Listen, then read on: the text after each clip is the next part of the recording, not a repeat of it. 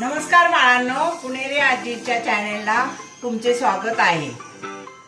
आता दहीवड्यांची रेसिपी तर पाहिली, पण ते उपवासाचे होते हो। आता खरी रेसिपी आहे ती आपल्या बटाटे वड्यांची, जी महाराष्ट्रातच नाही तर सर्व जगामध्ये सगळ्यांच्या हृदयात स्थान करून आहे। चला तर मग आपल्या महाराष्ट्रीयन पद्धतीने बटाटे वड्याची रेसिपी चालू करूया। मी पहिल्यांदा 7-8 बटाटे उकडले, त्यानंतर कांदा चिरला, त्यानंतर कोथिंबीर चिरली, त्यानंतर हिरव्या मिरचीचं वाटण काढलं।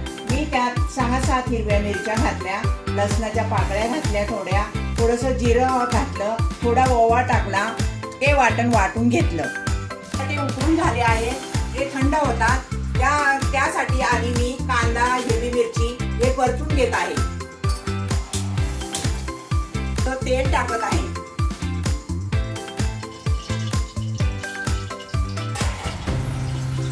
तेलामध्ये जिरी, मोहरी, थोडासा हिंग, थोडीशी हळद पावडर,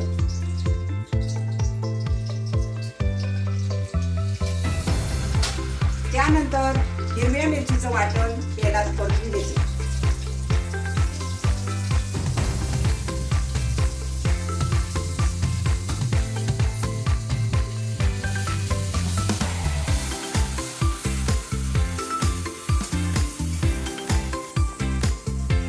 आता हिरवी मिरची परतून झालेली आहे, आता कांदा टाकते।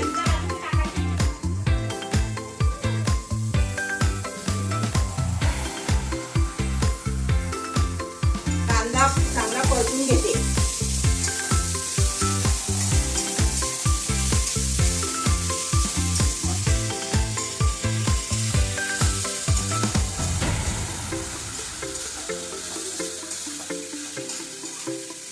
आपल्या आजीच्या झणझणीत बटाटे वड्याच्या रेसिपीला साथ देण्यासाठी अगदी आबालवृद्धांचा समावेश असतो। याचंच उत्तम उदाहरण म्हणजे ही आपल्या चिमुकलीने ह्याला लावलेली हातभार। कांदा अगदी खमंग परतून झालेला आहे, बटाटे उकडलेले थंड झाले आहेत, ते बारीक चिरून घेतले आहेत। आता हे बटाटे मी कांद्यामध्ये टाकत आहे।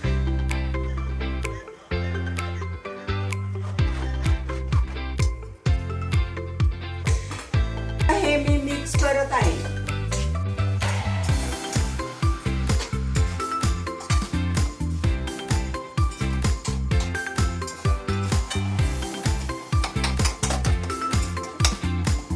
आता भाजी तर तयार आहे, आता वेळ आहे ती गार्निशिंगची। त्यासाठी एकदम बारीक चिरलेली कोथिंबीर आपण या वड्यांमध्ये घालू।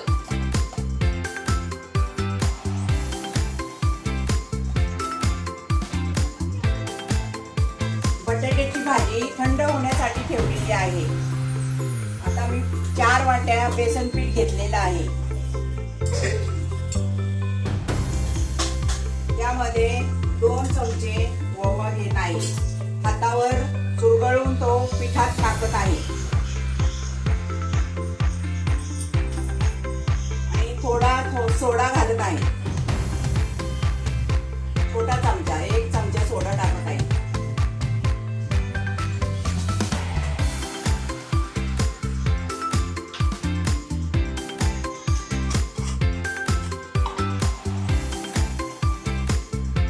चमचे मीठ टाकत आहे।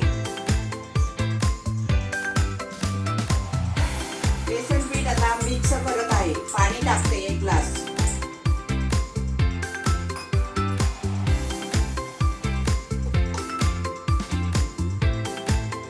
जास्त पातळ किंवा जास्त घट्ट पीठ करायचं नाही, अगदी मध्यम करायचं पीठ।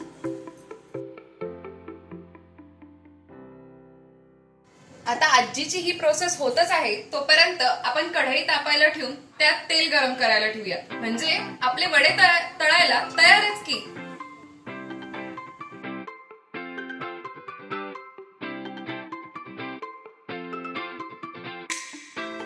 आता आपण वडे थापून घेऊयात।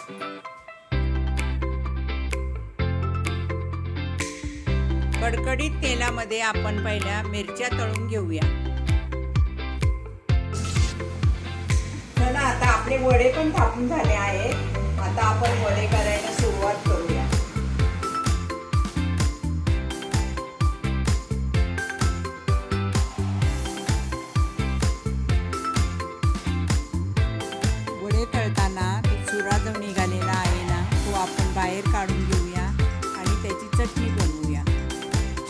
आजीच्या ओतप्रोत भरलेल्या प्रेमाने वडे अगदी टम्म फुगले आहेत आणि ते आता तयारही होत आहेत.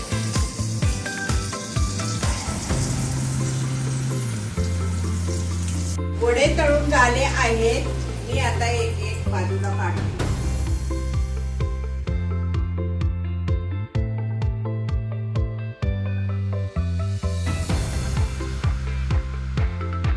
आता वडापावसाठी आपण स्पेशल चटणी करायला घेऊया.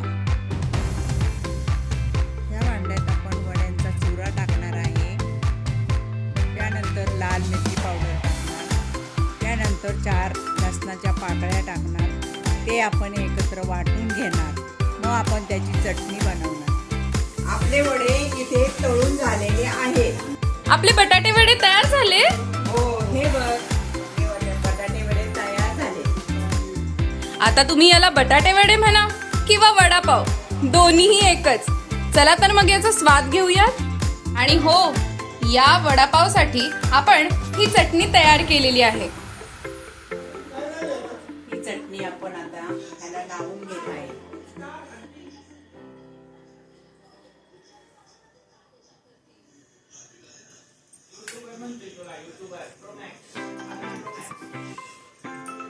हे बघा, आता त्यामध्ये वडा घालत आहे.